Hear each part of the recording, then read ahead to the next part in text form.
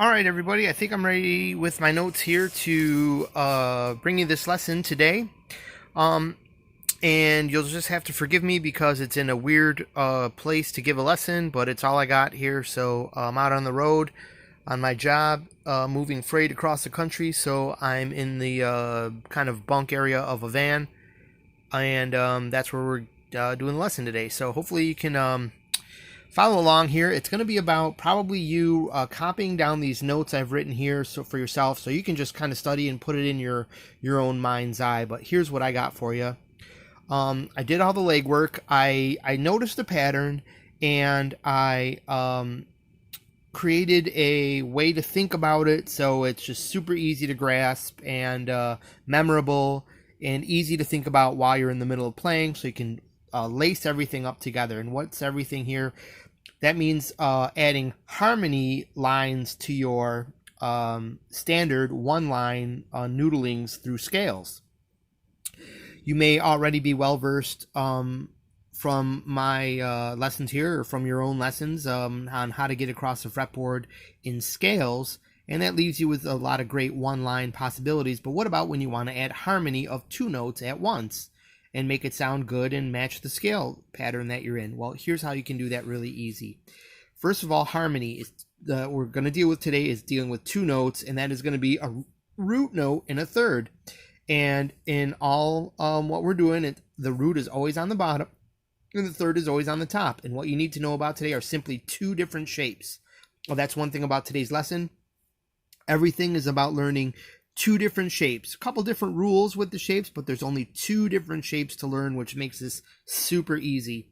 So our first shape here is what we're going to call the cage wall, and that is a minor shape. This harmony is minor harmony because it's a root and a flat third. And on the high E string, we're talking about the top four strings of the guitar today. These four right here, 1, 2, 3, and 4. Your high E, your B, your D, and your G. This is going to be if you fret it this way, that's a minor third. So that's representing this and that, like fingered like that. Okay. And if you fret it one over, you have a major third harmony. And we're going to call that the animal. That'll be important in a second. So the cage walls and the animal. Cage walls are minor and the animals are major. So that would be like this. Now I have some issue with a fan heater. It's gonna make some noise here. Sorry. Okay. So we just saw how that was fretted. That's what the very basic thing we need to know: the cage walls and the animals, minor and major. Okay, now for the shapes that we need to know. This is basically an example of like a cage wall. What we're doing is this and this. Lions and tigers. You'll see in a little bit why I gave these shapes these names. So basically, surrounded by a cage are these animals. And we have two different shapes that I found complete the major scale of harmony. All seven harmonic structures, there's 3 majors and 4 minors, and the 4th minor actually ends up as a diminished because if you add in the 5th of the 7th note in the scale, it's a flat 5th, so it's a diminished chord. But we don't worry about that today, so it's a lot simpler than that. Anyways, don't worry about that if that didn't make any sense. Just know that our first structure, we're going to call it the lion, and it looks like this. There's a cage wall, one animal, and a caged wall. So it's just lion. And the reason that that's a lion and not a lesser animal is because the lion, this contains the root. That major right there is the root of your scale, or the Ionian, or the 1 of your major scale. So the do, re, mi, fa, sol, la, ti, do, that is the do right there. This one that starts at that note and that note. So that would be the 7. That would be the 1, the animal there, and the other caged wall will be the 2. Then you'd have the 3, 4, 5, 6, back to the 7 and the 1. Make sense? Hopefully it does. If not, pause the video, write it all down. We're going to all have the numbers written down, or you could write them down right now. But I'll show you that on the next page. So anyways, we've got our first shape is lion, and it's very easy. You've got a cage, an animal, and a cage. So that would be this, this, and then this, if that made any sense to you. I'd love to play that, but I don't have a million hands here to hold my phone, so yeah, there's no way we're going to hear that, so maybe I'll play it like this.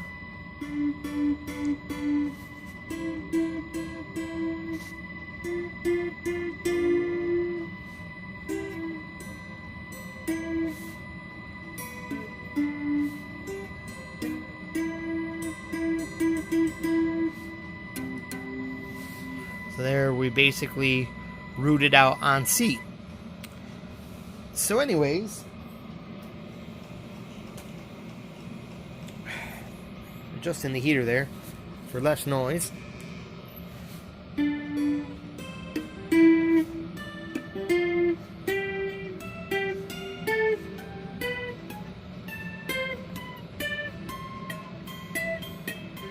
I just went up the pattern there to show you that it does sound musical and makes musical sense in the major scale kind of way. Anyways, so there's tigers is the next scale that you have to learn there. It's a cage, then two animals, and the cage wall. And so, hence the name tigers. And it's kind of weird that it fits all the letters. Tigers fit, and lion fits perfectly with the amount of notes that you use. Kind of weird, I thought. But so that's why I call this tigers. And there will be another reason coming up. Basically, you'll have this shape and this shape. And they follow some rules, so you can always know like where each shape is located. Like if you're playing in lion on this string set, the 1, 2, and 3, and you suddenly want to jump to the 3, 4, and 5 and know where you are, a couple of basic thought processes, a couple rules, and you're going to know exactly, you know, where tigers is in relation to lions this way and this way on your fretboard. So jumping string sets and going up and down the string set. So let's go up and down the string set, one string set first to make it easy. So those rules are this. Do we understand this? Make sure you write this down. Lions and tigers. Okay. So next is, we got our notes out of order here. This guy right here. Tigers, lion. You could put lions before tigers. In this example, I put tigers before lions in it. As you can see here, this is the note you want to write down. You might want to write the numbers up above, so you know that represents the 1. This is the 2 minor, the 3 minor, the 4 major, the 5 major, which is actually the dominant chord. But it doesn't have a 5th or a 7th, so it's just simple harmony here. So simple major and minor. The 6th minor, the 7th is diminished, but that starts out as a minor with a root and a flat third. So just simple harmony here. It's minor and major. Because these are only 2 notes, the root and the third, harmony is simple. You don't get any diminished, dominant effects yet. That you can build those from here, though. Once you know this, it's easy to build that stuff. It's easy to map out caged. You'll see that in a little bit. So anyways, you should be able to see that you've got the tiger shape and the lion shape, and there's a space in between. Now, if we were to continue down the string set, and this is, going down a string set, you'd have lions. See if I can do this. Then you'd always skip over to another cage. There's always got to be space in between tigers and lions. Then a space, and back to the lion.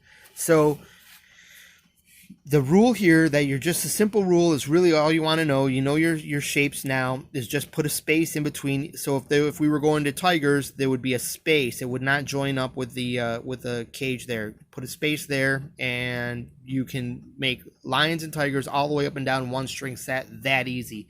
As you can see here, I spelled it out for you. I've written down the E, A, D, G, B string here, and we're dealing on this string set, G, B, and E. We're not playing the B string. And so that's how you'd go up one string set. Pretty easy, right? But what about when you want to go suddenly this way? And how does lions situate above tigers? Is it complex? Is it confusing? No, it is easier than hell. You won't even believe this. And it took just a little bit of figuring out to realize the simple geometry. And it's just amazing, all the simple geometry that's all over the fretboard that doesn't jump out at you until you take some time to graph it all out. So let's go over that. I guess we'll reveal the secrets now. Secrets time. Here we'll start with tigers. And I've got a lot of notes written down here. What we're going to do is show you how it jumps string sets and where you'll meet up with your scale system here. So as you see, I've written down tigers. So we've got our tigers right there, and I'm kind of trying to draw it out for you. I use these little dashes to kind of let you link up those squares. That's, tiger 1, tiger 2, and the cage wall. Or note number, what is that? That's 3. That's your 4 major, your 5 major, and your 6 minor. So there's tigers, and we know that there has to be we have to skip to get to lions. Now, where does tigers situate above tigers? It's easy. One way to think about this, you'll get the whole thing when I'm done. Anyways, let's start here. Tigers are the rule with tigers is they're not as ferocious as lions. So tigers can be butted up against each other. The tiger cages can be butted up against each other. So that means that if you want to skip a string set here, tigers is right above the cage line. That'll make sense in a second here. What I didn't do is draw. What I've drawn here is it's separated, so it's visually clear. But this starts on where that dash is. This note is where that dash is. So they're kind of like, if I was to draw this accurately, like in a guitar fretboard graph, then this would be jumbled up into there, and it wouldn't be as visible, and it would be hard to see. So I've drawn it separately, but this is intertwined in that. So to take a look here, you can think of these notes, these two, and then these two, right? So here I'm on the 5th fret. Oh, no, there's a 5th fret. And I'm on the E string and the G string, and then going straight up to the D string and the B string. That is where tigers would meet. So tiger would be down this way, and tiger will be up this way. And I can't fret down up there. So you'll just have to get what I'm saying there. So tigers meets up in a weird kind of way there. And let me try to play that for you here really quick. Now nothing's playing here. I think one of my batteries is going dead here.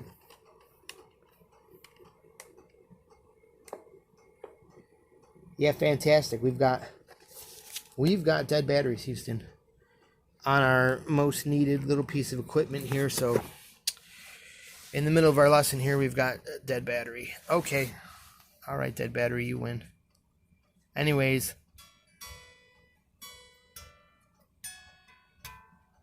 if that was ringing through the amplifier, you'd hear that those actually sound kind of good with each other. That's because they are, in fact, that pattern is found in the major scale.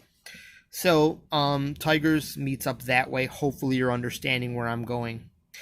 A couple visualizations you will want to know with this. This will come up in a second when we do lions. But there's a in between the cages. You can think about the in between the cage shapes shows up in this moment. We know that after tigers, there's a space between the cage for lions. And that space makes a little square of notes. I've got everything going dead here, and that's really annoying me. Hold on, I gotta shut an alarm off here in the middle of my lesson.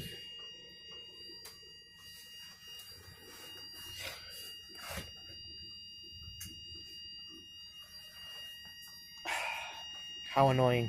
Anyways, my friends, we're going to have to deal with this and tighten this lesson up through the alarm here. Hopefully you can still hear me. This shape right here, these two are connected, right? This is the same as this. So there's a cage back here and a cage back here. It drawn correctly, it looks like this. It would look like this, graphed out on a fretboard. So hopefully that makes sense to you. Graph it, play it. It's this right here. This, like let's say we're looking at the dots here. It would be these two and these two, and then these two and these two. Make sense? A nice, easy to see geometric pattern. And where they connect above each other, that is the Aeolian wall. Basically, here's your Aeolian scale shape. And I've shown you where the tigers meet, basically on this wall right here. And you can see inside the shape there where the, where's my pen? Not so prepared for my lesson here, sorry. We'll use a pick instead.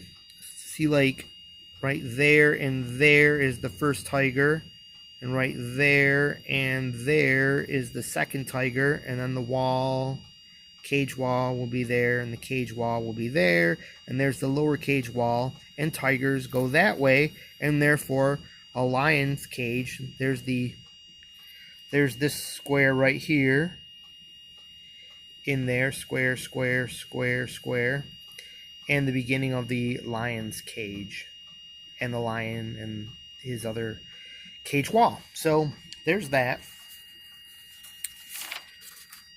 Sorry for that alarm going off. I need to start the battery in this van or it's going to die, but we're going to power through this lesson here because that's most important to me right now. Now the easy one where the lions meet. So here is the lion, one lion in a cage, and he needs a space between a tiger. There's the tiger right there, and there is the lion above. So as you see here, the lion doesn't meet together. Its cage is separate, where the lions always have to be separated. There's a rule because, you know, lions are ferocious. And the lion is the most important. It has the root. So it creates a square, an super easy square of notes, and they're drawn separate from each other here. So I drew them to separate here so you could kind of see what I'm talking about. And then together here, basically you've got this line of notes. And where does that occur? Well, that occurs in the Dorian shape scale. There's your Dorian shape scale. And those lines there are the harmonies for basically the cage walls of the lion harmony. So basically from this bottom, considering these bottom three, a lion is this way, and then consider these three, 1, 2, and 3 up here, a lion is that way. And we know that Dorian is basically always in conjunction with Phrygian scale, which I've shown here. See, there's the square of notes. That's the same exact square of notes. There's the Phrygian shape, and you can see I've put an L where the lion shape is. Lion, there's your major lion, and there's this cage walls. But it's all the lion's cage right there.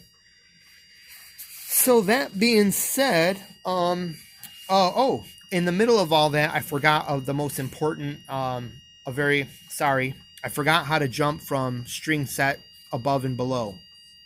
There's a rule there that I think is just fascinated me at how neat and tidy this all is. Here's lion and here's tiger.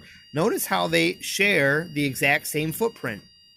Lions and tigers do. But you say, hey, wait a minute, how can that be? Because lion is only 4 frets long, and tigers is obviously 6 frets long. Well, the lion always needs a bit of cage. All right? And once again, the lion always needs a bit of cage. And not only that, but the cage walls always line up with each other. So if, in fact, you're in the tiger area on the E string root, and you want to get up to the B string root, you just consider that you can go back to this wall, jump up to this one, and play that way. You can be at this wall. If you're at the end of lion, play the other, get to the tiger cage, and you can get down to the other tiger cage. Kind of cool, right? And it works the same way in reverse up here, you have to remember that the lion's cage, you're going to work backwards with the cage, and you're going to come up to tigers, and that this would be the if these were together, this would be the with tigers on top of lions. This would be like, that way would be Aeolian, and that way would be the Dorian scale. Dorian scale here, Aeolian scale here, and on this side, if lions is on top, that means that the Dorian scale is here and the Aeolian scale is here, if that makes any sense to you guys. And girls out there, I'd like to thank my latest subscribers. I think all you'll need to do, like, I could keep on going to describe this, but as you see, I've got that alarm to deal with, and it's a low battery alarm, meaning I got to start this van, or maybe the battery's going to be too low to start.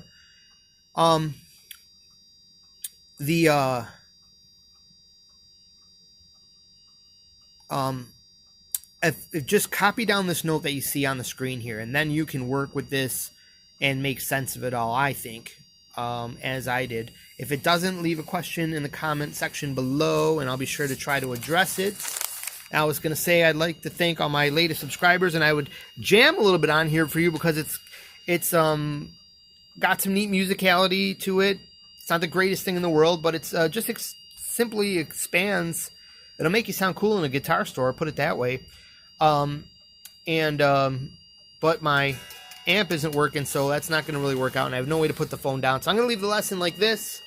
I think 20 minutes is a good bit for a lesson here anyways, so enjoy. I hope that you find some sense out of this, and it worked out. Let me know how you like this lesson. Thank you so much. Have a great day, and I don't know, like, subscribe like everybody else says, and leave a comment below, and we'll go from there.